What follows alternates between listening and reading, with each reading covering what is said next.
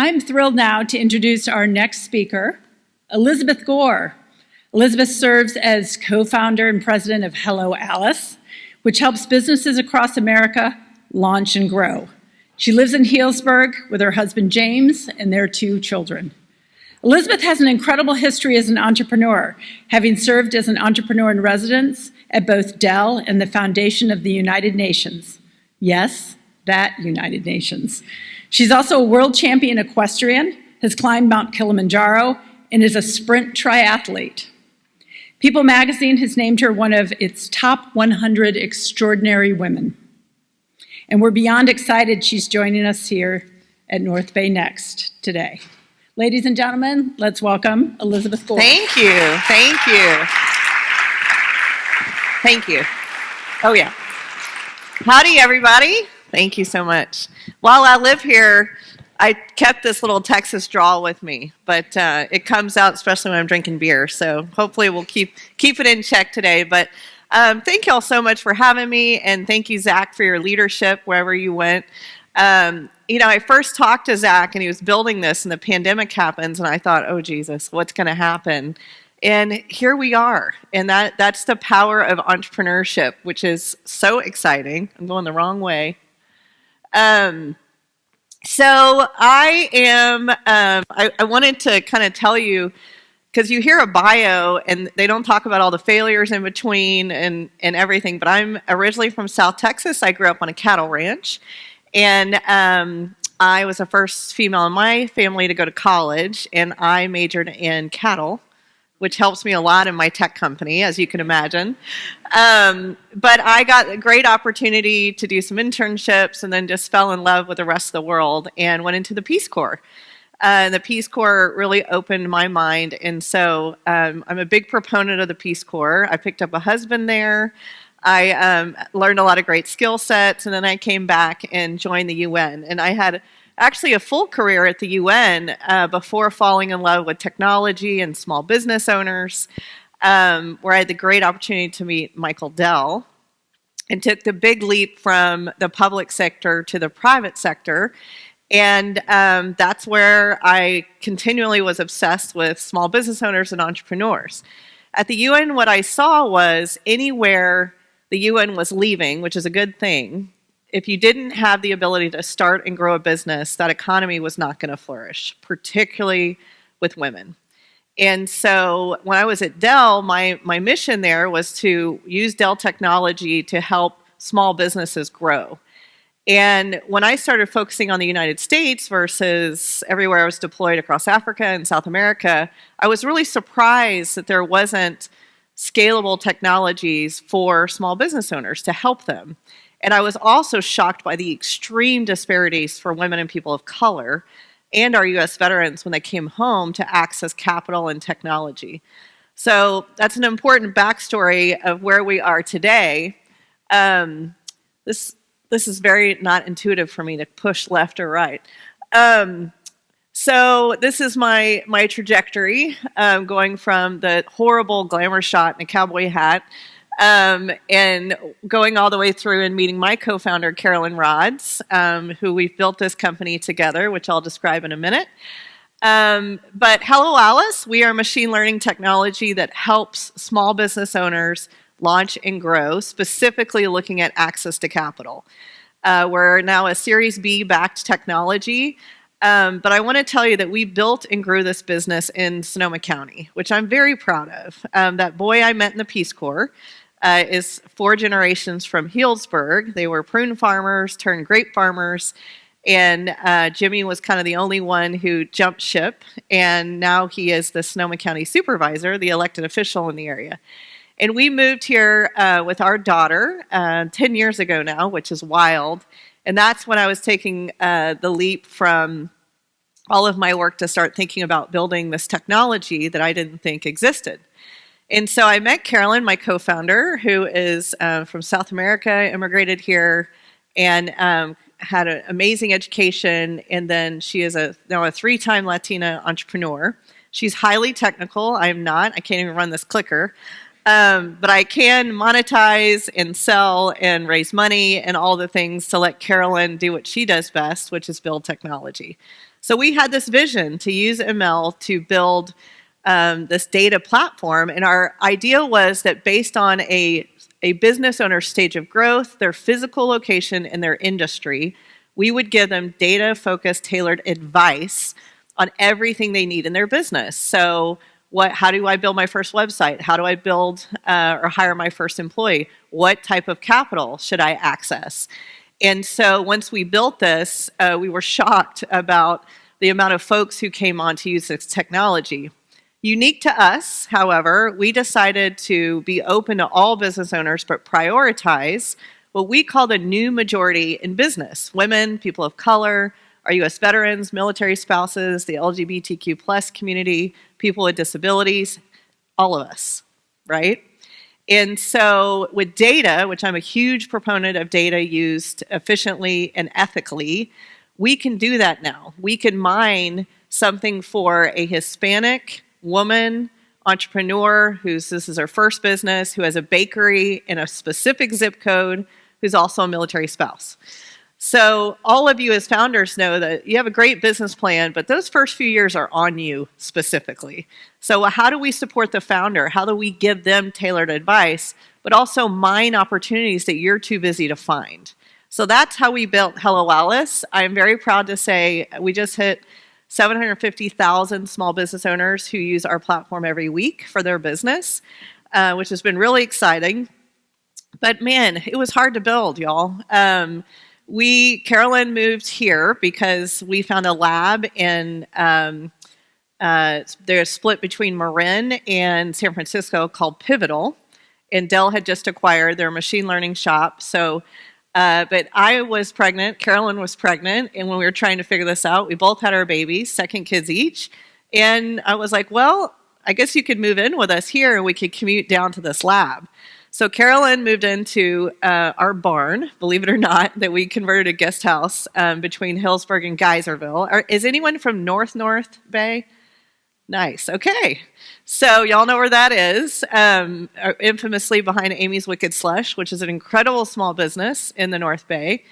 So we moved in together. We shared childcare, which is another huge thing that we all have to address here in Sonoma and Marin. We got a babysitter, and they would watch our 4 kids. We took the Golden Gate Transit bus. Has anyone ever used that bus? Yeah, so we used that bus, and that was before the SMART train was running. And we would come down, we'd get up early before the kids woke up, we'd commute down, we'd do the work, and get back by the time our babysitter had to leave. And we built that, almost said built that fucker, sorry. I promise, y'all, I have not been out in 2 years. So I got dressed today for y'all, I showered, I'm trying not to curse. I got to keep it together for Zach and all of y'all.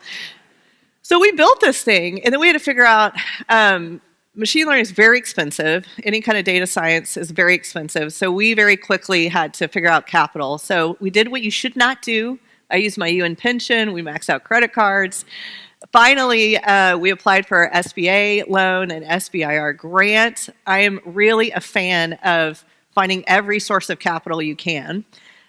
We also got grants because we were helping, quote, underrepresented founders from the county. This before my husband was elected, don't worry. So there's a lot of amazing sources of capital, even before I talk about equity in a minute, around this environment. We got a grant from the Kauffman Foundation as well for entrepreneurship, which has a big office up here. So all that to say, when we launched our MVP, very quickly we saw that, okay, this is something that's needed in the market. So we went and had to raise our angel round, and then very quickly our Series A. And now we're Series B, which I'll talk about. Raising money is really hard for any founder. I'll always put that out there. It can be demoralizing and exhilarating in the same hour. If you have ever asked for money, we asked 200 people in our seed round. They turned us down. And I will say our Series B was oversubscribed. So it does get easier, but I will tell you the best part to do is to look around you in the network that's near you. So kind of talking through why we do this, I have this big bee in my bonnet about showing how profitable the new majority of entrepreneurs are. We did not want to create a nonprofit. We didn't even want to create a social enterprise. We wanted to show that investment in women and people of color, U.S. veterans, all of us, and even we really dug in with white males in rural environments who don't have access to Wi-Fi, for example. Highly motivated, highly talented individuals that, if given access to capital, are highly profitable. So that's been really big for us. So we do share big wins and profitability wins to the public to try and change that narrative.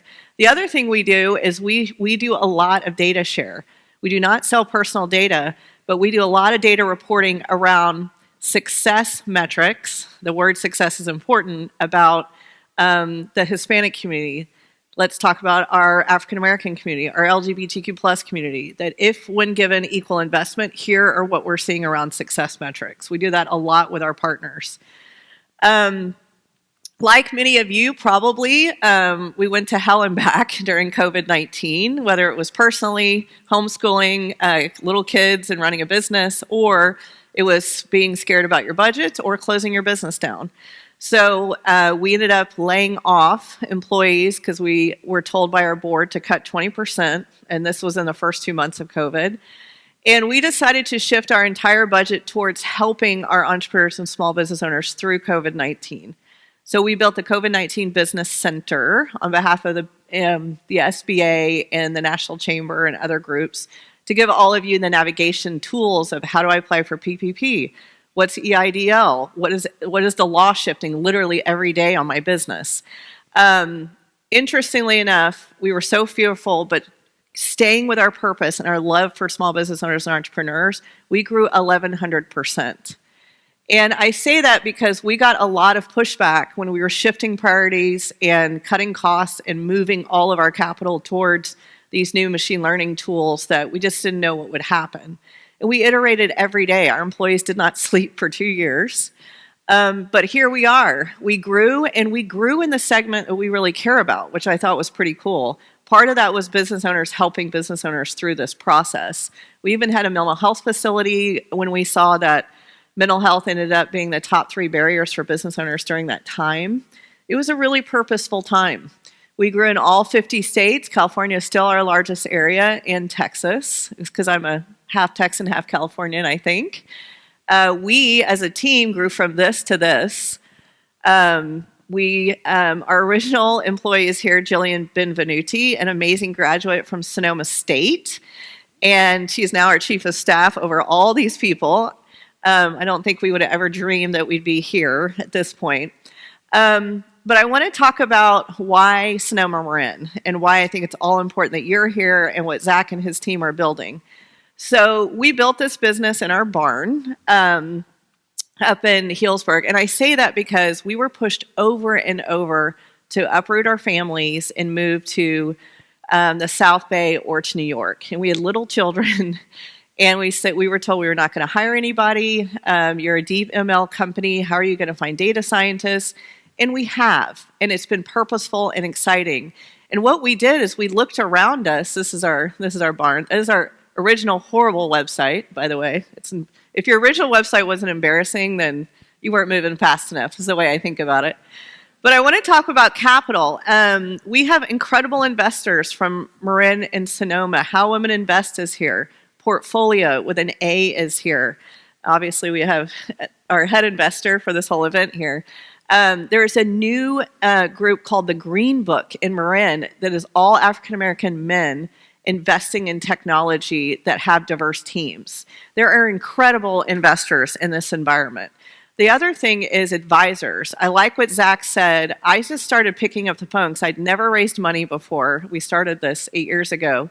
And we had so many neighbors in this environment, because it's great to move up here, that had built companies and sold them. So I'd call one and he'd connect me to the next one. And yes, it's he, by the way, we got to change that. But every time would connect me to the next one. So we have folks who have grown with us through advice and counsel. That's been incredible. Yes, I ask them for the check every time, but you never know. So we were really able to get a lot of capital, a lot of counsel, and a lot of advice out of living in this environment. Again, I also want to talk about partners. We've had incredible folks partner with us. We've had great contracts with enterprise. The way we monetize is we help enterprise business services attract and retain small business customers. That way we stay free for our small business owner. Redwood Credit Union was up here. They were an early partner of ours, for example. So yes, capital, partners, and employees. So our head of human resources we found here, our controller is from here. So we have folks in our leadership team from Sonoma and Marin because there's great talent up here as well. Finally, people love to come here.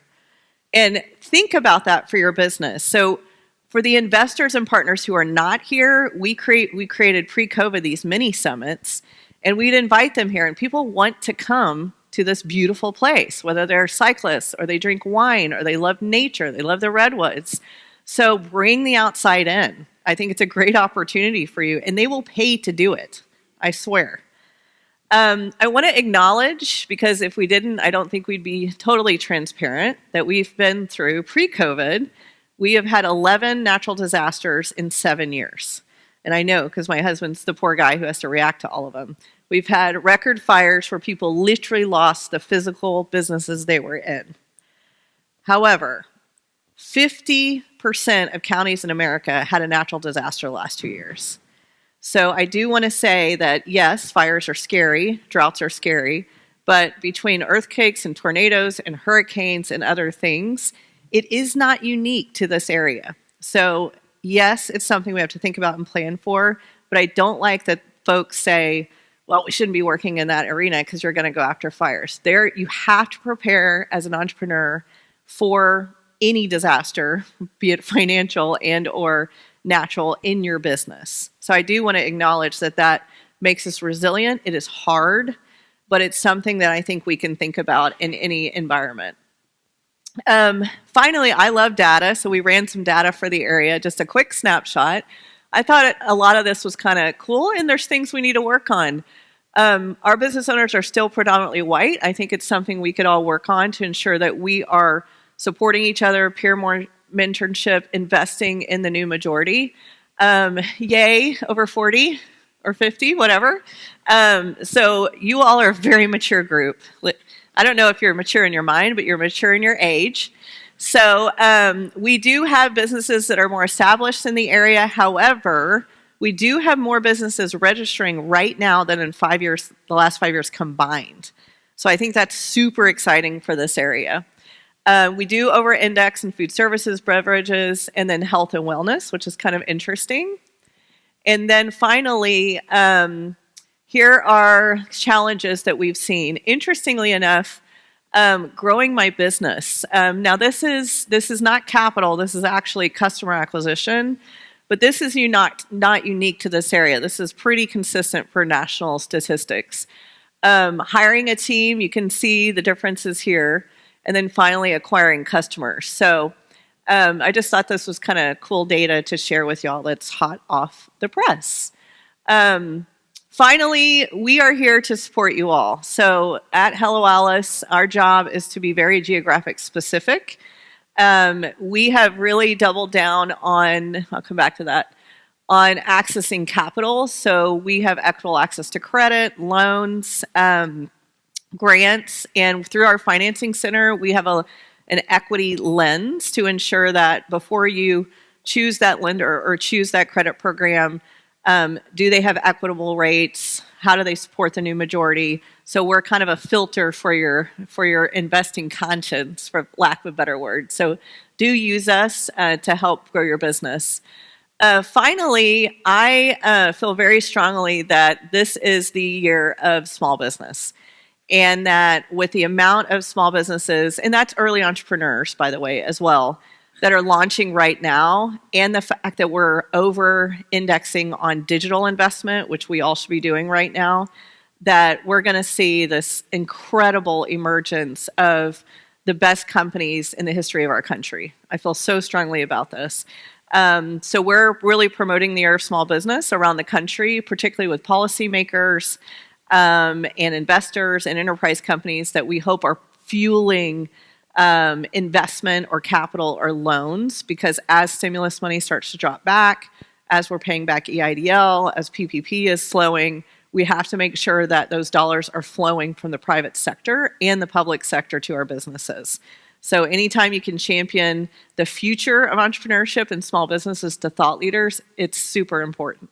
All right, well, thank y'all so much. It was a real pleasure to be here.